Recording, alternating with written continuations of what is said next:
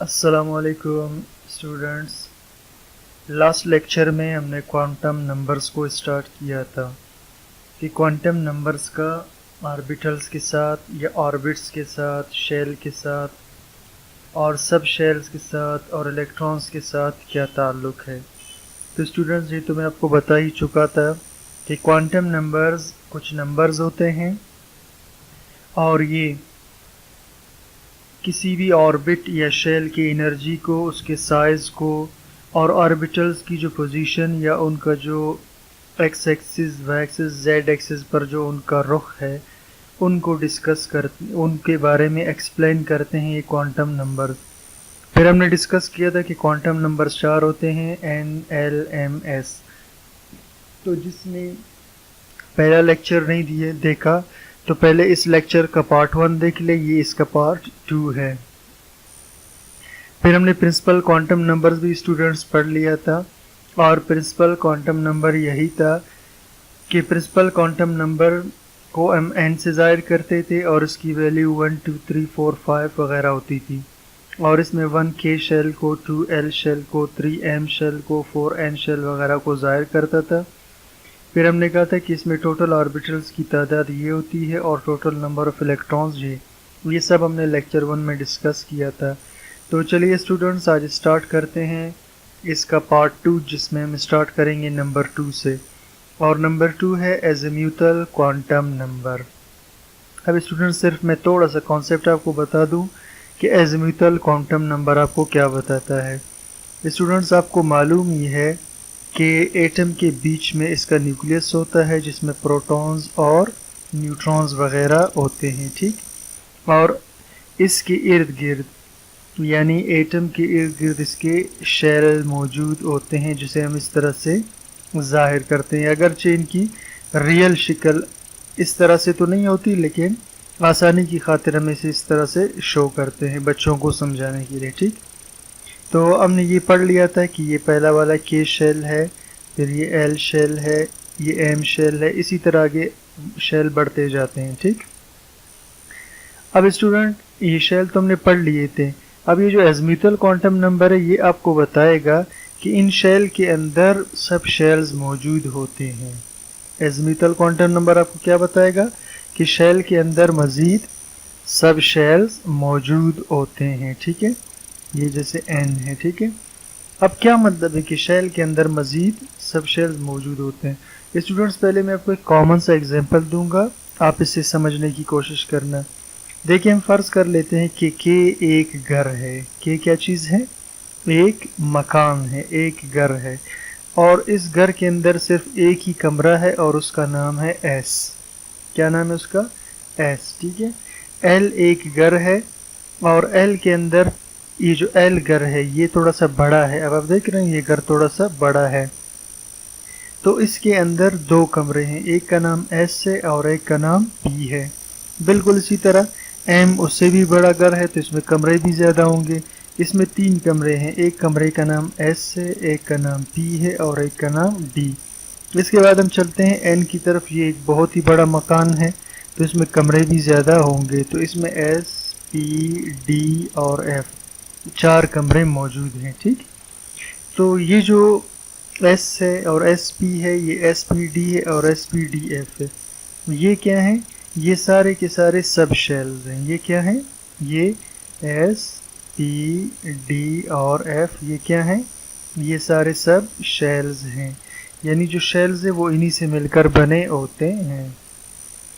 तो अब स्टूडेंट्स, आपको बात समझ में आ गई होगी कि शेल असल में खुद कुछ नहीं होता, वो सब शेल्स का मजमुआ होता है। शेल खुद कुछ नहीं होता, वो सब शेल्स का क्या होता है? मजमुआ होता है।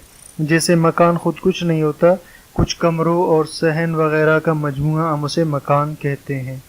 तो चलिए अब स्टार्ट करते हैं इसे। The number which determines the shape of an orbital, वो नंबर जो बताती है शक्ल किसी ऑर्बिटल की, and the energy of electron, और एनर्जी इलेक्ट्रॉन की बताती है। तो दो चीज़ें बता रहे हैं, ठीक है। Determines the shape of an orbital, ये हमें ऑर्बिटल की शक्ल बताएगी, and the energy of electron, और इलेक्ट्रॉन के बारे में। इसका azimuthal quantum number shown by L, और इसे जाहिर करते हैं किस चीज़ से? L से। It's values are always positive and in small whole number, इसकी वैल्यूज़ पॉजिटिव होती हैं और छोटे नंबर्स में, मुकम्मल अदद में। इट्स वैल्यूज़ रेंज फ्रॉम 0 1 2 3 वगैरह, ठीक है।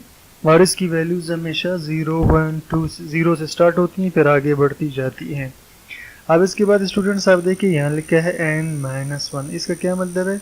n कहते थे प्रिंसिपल क्वांटम नंबर को, यानी इनकी वैल्यू प्रिंसिपल क्वांटम नंबर से हमेशा एक कम होगी। इनकी वैल्यू प्रिंसिपल क्वांटम नंबर से हमेशा एक कम होगी। क्या मतलब है एक कम? अब इधर देखिए, अगर प्रिंसिपल क्वांटम नंबर 1 हो, क्या हो? प्रिंसिपल क्वांटम नंबर क्या हो? 1 हो, तो फिर एज़म्यूथल क्वांटम नंबर इससे हमेशा एक कम होगा। अब n-1 एक, यानी अब देखिए n-1, यानी अगर ये 1 है तो 1 में से अगर आप 0 एक निकाल दो तो ये बच जाएगा 0। तो इसका ये मतलब है, ठीक है, कि फिर ये एज़म्यूथल क्वांटम नंबर की वैल्यू इससे हमेशा एक कम होगी। ये इस n-1 का मतलब है, ठीक। चलिए जी, तो मैं कलर चेंज करता हूँ ताकि थोड़ा सा वाज़ेह भी हो जाए, ठीक है। तो अगर n की वैल्यू 1 होगी तो इसके मुकाबले में जो l है इसकी वैल्यू क्या होगी? 0, यानी इसकी वैल्यू हमेशा एक कम होगी। अगर n की वैल्यू 2 होगी तो इसकी वैल्यू 1, हमेशा एक कम। अगर n की वैल्यू होगी 3 तो l की वैल्यू होगी 2। अगर n की वैल्यू 4 तक पहुंच जाए तो फिर l की वैल्यू 3। ये बात अब समझ आ गई आपको, ठीक है। अच्छा, जब l 0 हो तो इसका मतलब है कि हम s सब शेल की बात कर रहे हैं, और जब l 1 हो तो इसका मतलब है हम p सब शेल की बात कर रहे हैं, ठीक। और अगर l की वैल्यू 2 हो तो इसका मतलब है कि हम d सब शेल की बात कर रहे हैं। और अगर, ठीक है, ये इसकी मैं बात कर रहा हूँ, ये ठीक है। और अगर l की वैल्यू 3 हो, ठीक, l की वैल्यू 3 हो तो इसका मतलब है कि हम f सब शेल की बात कर रहे हैं, ठीक है। तो ये 4 सब शेल्स है, s p d f, आगे भी हो सकते हैं, ठीक है। मिसाल के तौर पर देखिए, अगर n बराबर 5 हो तो l बराबर 4 होगा, n बराबर 6 हो तो l बराबर 5 होगा, ठीक है। इसी तरह f के बाद सब शेल भी आ सकता है, ठीक है। जैसे f के बाद क्या आता है ABC में? g, तो इसके बाद आएगा g सब शेल, ठीक है। और इसके बाद आ जाएगा h सब शेल, तो सब शेल भी आगे बढ़ सकते हैं, ठीक है। चलिए जी, इससे आगे चलते हैं। एक और टेबल है, यहाँ हम क्या डिस्कस करेंगे, ठीक है। यहाँ हम डिस्कस करेंगे वैल्यू ऑफ l को। किस चीज़ को डिस्कस करेंगे? Value of l। अब वैल्यू ऑफ l से क्या मुराद है, ठीक है। यानी ऊपर जो हमने l की वैल्यूज़ निकाली थी ना, ये वाली वैल्यूज़, ठीक है, इसको हम यहाँ पर लिख लेते हैं, ठीक है। तो l की वैल्यू 0 से स्टार्ट होती थी, फिर 1 2 3 4 5 इसी तरह बढ़ता जाता है। और इसके लिए लेटर्स जो हम यूज़ करते हैं वो क्या है? 0 के लिए s, फिर p, फिर d, फिर f, फिर g और फिर h, ठीक है। ये लेटर्स इसको रिप्रेजेंट करते हैं, ठीक है। अब इसके बाद है नंबर ऑफ ऑर्बिटल्स। s के अंदर एक ही ऑर्बिटल होगा, ठीक है, यानी s खुद एक ही। अब ये ज़हन में रखना स्टूडेंट्स, ये सब शेल था और ये ऑर्बिटल है, ठीक है। ये सब शेल था, ये क्या चीज़ है? ऑर्बिटल। और सब शेल खुद ऑर्बिटल से मिलके बना होता है। दोबारा सुनो जी, शेल, ठीक है, शेल बना होता है सब शेल से, ठीक है। सॉरी, ये लिख नहीं रहा। और सब शेल खुद बना होता है किस चीज़ से? ऑर्बिटल्स से, ठीक है, ये ज़हन में रखना। और p के अंदर कुल 3 ऑर्बिटल्स होते हैं, d के अंदर कुल 5 ऑर्बिटल्स होते हैं, और f के अंदर कुल 7 ऑर्बिटल्स होते हैं, g के अंदर कुल 9 ऑर्बिटल्स होते हैं, और h के अंदर कुल 11 ऑर्बिटल्स। अब ये ऑर्बिटल्स किस तरह होते हैं? 1 3 5 7, ये पहले भी मैं बता चुका हूँ पहले लेक्चर में, लेकिन अभी भी थोड़ा सा समझा देता हूँ, ठीक है। अब देखिए जी, अगर l की वैल्यू हो 0, ठीक है, यानी हम यहाँ आ जाते हैं 0, उसके बाद +1, फिर +2, फिर +3, फिर +4, बिल्कुल इसी तरह आप इस तरफ आ जाएं, ठीक है। -1 -2 -3 -4 इसी तरह बढ़ता जाए, ठीक है। अब अगर l बराबर 0 हो तो फिर हम इसे देखेंगे, ठीक है। इसका मतलब है कि एक ही ऑर्बिटल है। l बराबर 0 का क्या मतलब है, 1 ऑर्बिटल। और अगर l बराबर 1 हो तो फिर हम 1 तो ये भी है और 1 ये भी है, लिहाजा अब हम इस बार इसको पूरा लेंगे, ठीक है। तो इसमें कितने ऑर्बिटल आ गए, 1 2 3। तो अगर l बराबर 1 हो तो इसमें 3 ऑर्बिटल्स होंगे, और अगर l बराबर 2 हो तो 2 तो ये भी है और ये भी है। अब हम इस पूरे को लेंगे, ठीक है। अब इसके अंदर देखिए 1 2 3 4 5, तो इसमें 5 ऑर्बिटल्स होंगे, ठीक है। बिल्कुल इसी तरह अगर l बराबर है 3 हो जाए, ठीक है, तो 3 ये भी है 3 ये भी है। अब हम इसको पूरा लेंगे, ठीक है। तो आप देखिए 1 2 3 4 5 6 7, तो इसमें 7 ऑर्बिटल्स होंगे। कितने ऑर्बिटल्स होंगे, 7 ऑर्बिटल्स। तो ये जो मैंने नंबर्स लगाए हैं 1 3 5 7, ये यहाँ से लिए हैं, ठीक है। अब इनमें इलेक्ट्रॉन कितने आते हैं, s के अंदर 2 इलेक्ट्रॉन आते हैं, ठीक है। और p के अंदर 6 इलेक्ट्रॉन आते हैं, d में 10 इलेक्ट्रॉन आते हैं, और f के अंदर 7 इलेक्ट्रॉन f में 14 इलेक्ट्रॉन्स आते हैं, 9 में 18 इलेक्ट्रॉन्स आते हैं, और 11 इसमें 22। बस आपने ये ध्यान में रखना है कि इलेक्ट्रॉन की तादाद ऑर्बिटल से हमेशा डबल होगी। 1 है तो 2 होगा, 3 है तो 6 होगा, 5 है तो 10 होगा, डबल होगा, ठीक। अब इसके बाद आगे चलते हैं। The total number of orbitals in a sub shell can be determined by the formula 2l+1। कुल तादाद ऑर्बिटल्स की किसी भी सब शेल में मालूम कर सकते हैं इस फार्मूले से 2l+1। अब क्या मतलब इस फार्मूले से, मिसाल के तौर पर देखिए मैं फार्मूला लिखता हूँ, ठीक है, 2l+1। और हम ये चाहते हैं कि s सब शेल के अंदर, ठीक है, हमें ऑर्बिटल्स की तादाद मालूम हो जाए, किसके अंदर, s सब शेल के अंदर। इसके बाद हम p सब शेल के अंदर भी मालूम करेंगे, और उसके बाद हम d सब शेल के अंदर भी ऑर्बिटल्स की तादाद को मालूम करेंगे, ठीक है। तो पहले आते हैं इस पर। तो 2 की जगह 2, l की जगह आप इसकी वैल्यू लगा दो, s की वैल्यू आती है 0+1, ठीक है। तो 0 से मल्टीप्लाई होगा 0 हो जाएगा +1, और ये रह जाएगा सिर्फ 1। तो s सब शेल के अंदर सिर्फ एक ही ऑर्बिटल मुमकिन है। अब आ जाएं आप p सब शेल पर। तो फार्मूला लगा दें 2l+1, फिर 2। अच्छा, अब यहाँ l की वैल्यू कितनी होगी, p का नंबर 1 है, ठीक है। ये मैंने आपको वैल्यूज़ बता दिए थे ना कि p का नंबर 1 है, ठीक है। तो अब यहाँ 1 लगाएंगे, 2 1 से मल्टीप्लाई होगा 2 + 1, तो ये 3 हो जाएगा। तो p के अंदर 3 ऑर्बिटल्स मुमकिन हैं। अब आ जाएं d की तरफ, फार्मूला लगा दें 2l+1। अब 2l+1 आपने लगा दिया फार्मूला, और d की वैल्यू आपको पता है कितनी है, d की वैल्यू है 2। तो l की जगह हम d की वैल्यू 2 लगा देंगे, +1। तो 2 से मल्टीप्लाई होकर 4 + 1, सही। और उसके बाद आ जाएगा +1 था, मैंने +5 कर दिया, ठीक है, +1। तो ये हो जाएगा 5। तो d के अंदर कितने ऑर्बिटल्स मुमकिन हैं, 5 ऑर्बिटल्स, ठीक है। d के अंदर कितने ऑर्बिटल्स आएंगे, 5 ऑर्बिटल्स। तो इस फार्मूले से आप मालूम कर सकते हैं कि कौन से सब शेल के अंदर कितने ऑर्बिटल्स मुमकिन हो सकते हैं। अब इसके बाद स्टूडेंट्स आ जाएं, the total number of electrons in a sub shell can be calculated by the formula 2 × 2l+1। अब कुल तादाद इलेक्ट्रॉन्स की किसी भी सब शेल के अंदर, यानी जो आप सब शेल्स पढ़ रहे थे ना, s सब शेल, इसके बाद आप पढ़ रहे थे p सब शेल, और उसके बाद था d सब शेल, और उसके बाद था f सब शेल। अब इन सब शेल्स के अंदर इलेक्ट्रॉन्स कितने होते हैं, ठीक है। तो इसकी तादाद के लिए आप फिर ये फार्मूला यूज़ करेंगे, ठीक है। ये फार्मूला है 2, मैं कलर ज़रा चेंज कर देता हूँ, ठीक है। फार्मूला है 2 × 2l+1। अब फ़र्ज़ करें हम s की बात कर रहे हैं, ठीक है। तो s की वैल्यू क्या होती है, 0, और p की वैल्यू होती है 1, डी की वैल्यू होती है 2 और एफ की वैल्यू होती है 3। सही। अब एस की वैल्यू 0 है ना, तो आपने क्या करना है, इस एल की जगह 0 पुट कर देना है +1। फिर ये 0 0 से जब मल्टीप्लाई हो जाएगा 0 हो जाएगा, इधर 0 + 1 रह जाएगा। ठीक है।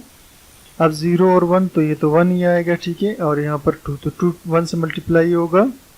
सही। तो ये आ जाएगा 2 इलेक्ट्रॉन्स। इट मीन्स कि एस सब शेल के अंदर सिर्फ 2 इलेक्ट्रॉन आ सकते हैं। अब आप आ जाएं, फार्मूला पुट कर दें 2l+1 का फार्मूला 2 × 2l+1 p के लिए। अब ये 2 इसी तरह से आ जाएगा, ये 2 भी इसी तरह। अब देखना, यहाँ l की जगह p की वैल्यू लगाएंगे जो 1 है, तो l की जगह आ गया 1 + 1, तो 2 1 से मल्टीप्लाई होकर 2 + 1 आ जाएगा, और 2 + 1 होता है 3 × 2, फिर 3 2 से मल्टीप्लाई होकर के क्या आ जाएगा 6। तो p के अंदर कितने इलेक्ट्रॉन्स पॉसिबल हैं, 6 इलेक्ट्रॉन। इसी तरह स्टूडेंट्स आप d के अंदर भी मालूम कर सकते हैं और f के अंदर। ये चलिए d के अंदर मैं आपको बता देता हूँ। ठीक है। तो आप फार्मूला लगाएंगे 2 × 2l+1, फिर 2 × 2। अब l की जगह इसकी वैल्यू आ जाएगी, तो d की वैल्यू यहाँ पर है 2 + 1। अब उसके बाद 2 × 2 मल्टीप्लाई होगा, 2 दूनी 4 आ जाएगा, +1 आ जाएगा, 4 + 1 हो गया 5 × 2, तो ये हो जाएगा 10। तो इसका मतलब ये हुआ कि डी सब शेल के अंदर 10 इलेक्ट्रॉन्स आते हैं। इसी तरह एफ सब शेल के अंदर 14 इलेक्ट्रॉन्स, और ये सब कुछ मैंने आपको इस टेबल में मुख्तसरन बता दिया था। ठीक है। तो ये था एज़ीमुथल क्वांटम नंबर। अब हम आते हैं मैग्नेटिक क्वांटम नंबर, जिसे m से ज़ाहिर करते हैं। ये क्या बताता है, this numbers explain the orientation of orbitals. ये हमें ऑर्बिटल्स का रुख बताएगा। क्या बताएगा, ऑर्बिटल्स का रुख। ठीक है। यानी ऑर्बिटल x एक्सिस पर है, y एक्सिस पर है या z एक्सिस पर इन स्पेस खला में। It also shows magnetic properties of electron. ये इलेक्ट्रॉन की मैग्नेटिक प्रॉपर्टीज भी बताएगा। It is represented by m, इसे हम जाहिर करते हैं m से। It's values are positive to negative. इसकी वैल्यूज पॉजिटिव भी हो सकती हैं और नेगेटिव।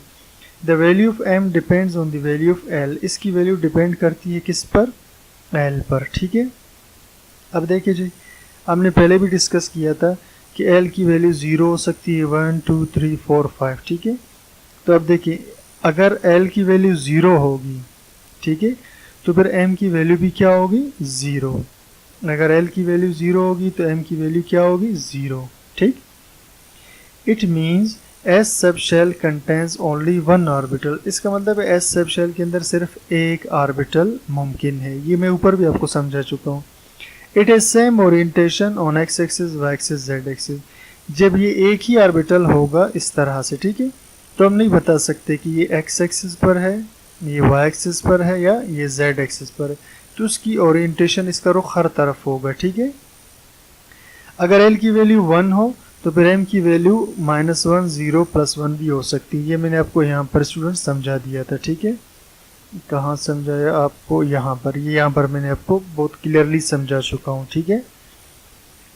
तो चलिए जी, तो अगर l की वैल्यू 1 होगी तो p सब शेल अगर 1 होगा तो m की वैल्यू 0 +1 -1, यानी जब ये 1 है तो ये +1 -1 ये सारे होंगे। ठीक है। तो कुल कितने ऑर्बिटल्स हुए, 1 2 3, तो ये कुल ऑर्बिटल्स हो गए 3। ठीक हो गया। It means p sub shell has 3 orbitals. इसका मतलब इसमें कितने ऑर्बिटल्स हैं, 3, along 3 axis, x axis, y axis और z एक्सिस। अब मैं ऑर्बिटल समझाता हूँ। p x एक्सिस में भी हो सकता है जिसे px कहते हैं, p y एक्सिस में भी हो सकता है जिसे py कहते हैं, और p z एक्सिस में भी हो सकता है जिसे pz कहते हैं। और ये सारे ऑर्बिटल न्यूक्लियस के गिर्द होते हैं। ये जो मैं बना रहा हूँ इस टाइम, ये न्यूक्लियस से। ठीक है। ये सारे ऑर्बिटल न्यूक्लियस के गिर्द होते हैं। ठीक। अब हम आते हैं, इफ़ l बराबर है 2, अगर l की वैल्यू 2 होगी तो फिर m की वैल्यू भी 2। अब 2 माइनस और प्लस दोनों को आप लेंगे तो इन सब के बीच जितने वैल्यूज़ है ये सब आएंगे, 1 2 3 4 5। इसका मतलब है 5 ऑर्बिटल्स मुमकिन हैं।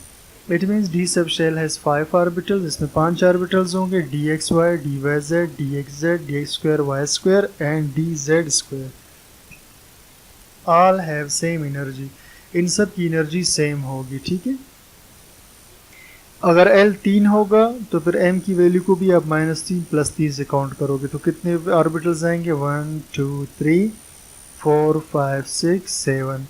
It means F sub shell has 7 orbital, इसमें 7 ऑर्बिटल है। ऑल आर डीजेनरेट, सब डीजेनरेट। और डीजेनरेट का मतलब क्या है, सेम एनर्जी। डीजेनरेट का क्या मतलब है, सेम एनर्जी, एक ही एनर्जी के ऑर्बिटल्स होंगे। अब चौथा और आखिरी है spin quantum number, the number which shows the direction of an electron around its own axis. ठीक है, ये नंबर आपको बताती है इलेक्ट्रॉन का रुख अपने ही एक्सिस पर।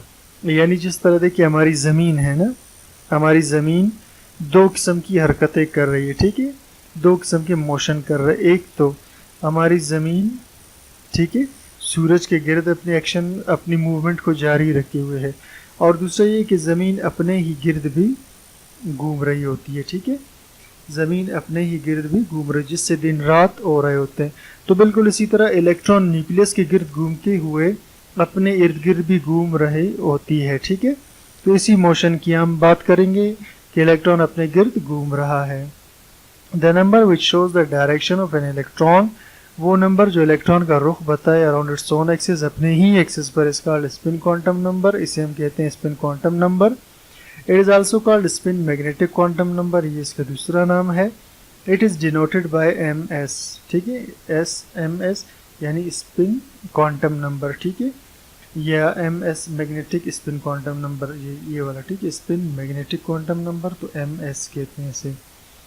इट हैज़ 2 वैल्यूज़, इसकी वैल्यूज़ दो है, या तो प्लस ऑफ होगा या इसकी वैल्यू माइनस ऑफ, ठीक है। अब हम इसे प्लस ऑफ या माइनस ऑफ क्यों कहते हैं, ठीक है, क्योंकि इलेक्ट्रॉन जो फ़र्ज़ करे अभी ये एक इलेक्ट्रॉन है, सही है, तो या तो ये, ठीक है, एंटी क्लॉकवाइज घूम रहा होगा या फिर क्लॉकवाइज घूम रहा होगा। तो एक को हम प्लस ऑफ लेते हैं और दूसरे को हम माइनस ऑफ लेते हैं, ठीक है। These 2 spins can also be shown by vertical arrows, इन दो स्पिन्स को, ठीक है, स्पिन कहते हैं घूमने को, ठीक है, स्पिन कहते हैं किसको, घूमने को। इन दो स्पिन्स को हम शो कर सकते हैं वर्टिकल एरोज के जरिए, ये वर्टिकल एरोज है, ठीक है। द अपवर्ड एरो, ये जो ऊपर की तरफ एरो है, शोज स्पिन ऑफ इलेक्ट्रॉन, ये इलेक्ट्रॉन की हरकत बताती है in anticlockwise direction, anti clock direction में, ठीक है। वाइल डाउनवर्ड एरो, और जो नीचे की तरफ एरो है, shows the spin of electron, ये इलेक्ट्रॉन की स्पिन बताती है इन क्लॉकवाइज डायरेक्शन, किसमें, क्लॉकवाइज डायरेक्शन में। अब मैं आपको थोड़ा सा और एक्सप्लेन कर दूं, ठीक है। अब देखिए स्टूडेंट्स, ये फर्ज करें कोई भी न्यूक्लियस है, ठीक है, क्या है, किसी भी एटम का न्यूक्लियस है, ठीक है, और इलेक्ट्रॉन इस न्यूक्लियस के गिर्द क्या कर रहे हैं, घूम रहे हैं, ठीक है। तो इलेक्ट्रॉन की हरकत इस तरह से, ठीक है, यानी ऐसे घूम रही हो इलेक्ट्रॉन, बात समझ आ रही है आपको, इलेक्ट्रॉन ऐसे घूम रहा हो न्यूक्लियस के गिर्द, ठीक है। तो इसे हम जाहिर करेंगे माइनस ऑफ से, और अगर किसी न्यूक्लियस के गिर्द, ठीक है, मैं दोबारा इसको बना लूँ, ये न्यूक्लियस है,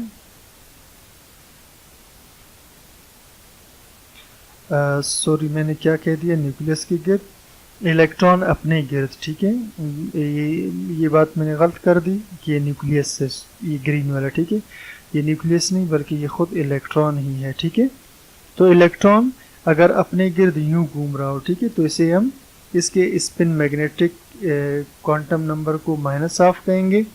और अगर इलेक्ट्रॉन, ठीक है, अपने गिर्द इस तरह से मूव कर रहा हो, इस तरह, ठीक है, ऐसे घूम रहा हो इलेक्ट्रॉन अपने गिर्द, ठीक है, तो इसका जो स्पिन मैग्नेटिक क्वांटम नंबर है वो होगा प्लस ऑफ, वो क्या होगा, प्लस ऑफ, ठीक है। ये बात समझ आ गई, दोबारा इसको देख लो, अगर इलेक्ट्रॉन अपने गिर्द, ठीक है, यूं घूम रहा हो, ठीक है, इस तरह से घूम रहा हो, ठीक है, यानी एंटी क्लॉकवाइज घूम रहा हो, सॉरी क्लॉकवाइज घूम रहा हो, ठीक है, ये क्लॉकवाइज डायरेक्शन है, ठीक है। तो अगर इलेक्ट्रॉन अपने गिर्द क्लॉक वाइज घूम रहा हो तो फिर इसके मोशन को हम कहेंगे माइनस ऑफ, और अगर ये एंटी क्लॉक वाइज डायरेक्शन में घूम रहा हो तो फिर इसके मोशन को हम कहेंगे, ठीक है, प्लस ऑफ। ठीक हो गया जी। तो ये था लास्ट क्वांटम नंबर। स्टूडेंट्स, उम्मीद करता हूँ आपको समझ में आ गया होगा। अगर आपको समझ में आया है और ये टॉपिक आपके लिए हेल्पफुल रहा है तो मुझे कमेंट सेक्शन में ज़रूर बताइएगा। इसके अलावा चैनल को सब्सक्राइब कीजिए, लाइक कीजिए, शेयर कीजिए ताकि मैं आपके लिए इसी तरह की वीडियोज़ लाता रहूँ। Thank you for watching.